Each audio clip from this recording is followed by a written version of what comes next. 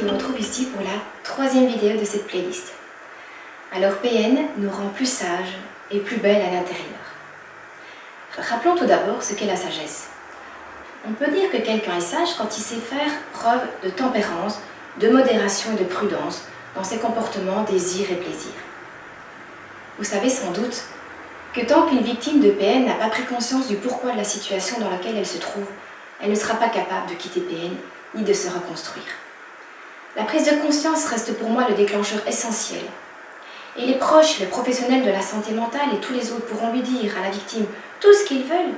Rien ne se mettra en route tant que la victime elle-même n'aura pas compris réellement ce qu'il se passe dans sa vie. Alors après, il y aura tout un cheminement à faire pour acquérir la connaissance. Nous irons nous documenter partout où nous le pourrons pour savoir, pour comprendre, analyser, se rassurer, etc. Il y aura des émotions négatives d'abord qui accompagneront nos recherches de la vérité. La colère, la haine, le ressentiment, puis la culpabilité, la honte d'avoir été berné, la tristesse, etc. Toutes ces émotions sont nécessaires et tout à fait compréhensibles. L'essentiel est de ne pas faire perdurer ces émotions toxiques. Ainsi, c'est après, petit à petit, que nous allons devenir de plus en plus sages. Nous serons capables de prendre du recul vis-à-vis des situations problématiques, de lâcher prise, de diminuer l'importance des choses. Rappelons-nous que nous sommes vivantes et que nous devons continuer à vivre. Nous grandissons, nous évoluons. Nous voilà à présent plus matures, plus sereines et au passage, nous nous intéresserons peut-être aussi aux questions philosophiques telles que pourquoi sommes-nous sur Terre? Y a-t-il quelque chose après la mort? Qu'est-ce que la réincarnation? Etc. Nous nous dirigerons vers la connaissance de soi pour réaliser un véritable accomplissement de notre personne. Notre histoire nous apprendra aussi peut-être que juger les autres sans savoir réellement ce qu'ils ont vécu est ridicule. Car vous savez que le pervers narcissique agit dans l'ombre, une fois que toutes les portes sont closes. Donc nous ne jugerons peut-être plus les autres sans savoir ce qu'ils vivent aussi. Et puis vous prendrez conscience que se battre durant des années pour montrer qu'on est victime, que ce soit aux yeux de la justice ou envers qui que ce soit d'autre, n'est qu'une épuisante perte d'énergie. Et puis vous saurez que baisser les bras et s'en remettre au destin n'est pas non plus la solution la plus épanouissante. Ensuite, sans que nous culpabilisions, nous prendrons la responsabilité de nos choix passés, qui ont amené nos épreuves d'aujourd'hui. En effet, tout ici-bas suit le principe de causalité. Chaque action, chaque choix que nous posons a un effet, une conséquence. Ainsi, nos situations d'aujourd'hui, que ce soit consciemment ou non, sont les résultats de nos décisions d'hier. J'ai choisi, pour ma part, de me marier et de vivre avec telle personne, malgré que ma sonnette d'alarme avait retenti plusieurs fois dans ma tête. Cela a été mon choix de ne pas m'écouter. Et puis, il y a eu les actes de sa part de plus en plus violents, psychologiques ou même physiques. Mais je continuais de l'excuser et ainsi de suite, jusqu'à pour ma part rester 24 ans avec quelqu'un qui m'amenuisait petit à petit toujours plus. Alors dans notre cheminement, nous finirons par comprendre que lutter, se déchirer, se ruiner en frais d'avocat et autres pour tenter de récupérer une infime partie d'un patrimoine relève de la bêtise. En effet, votre santé physique et mentale n'est-elle pas plus importante que l'argent?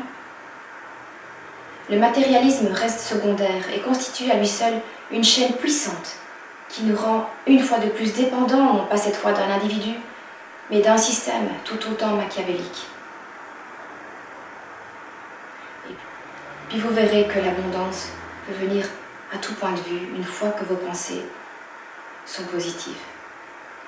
Avec du temps, beaucoup de temps, de la patience et de l'amour de soi, nous comprendrons que pour sortir de l'enfer, il nous suffira simplement de descendre de la scène sur laquelle se joue la pièce de notre vie et d'en devenir spectateur. Je peux affirmer haut et fort que le lâcher-prise m'a sauvé la vie. Je suis sortie de cette vie infernale comme on quitte la scène d'une mauvaise pièce de théâtre.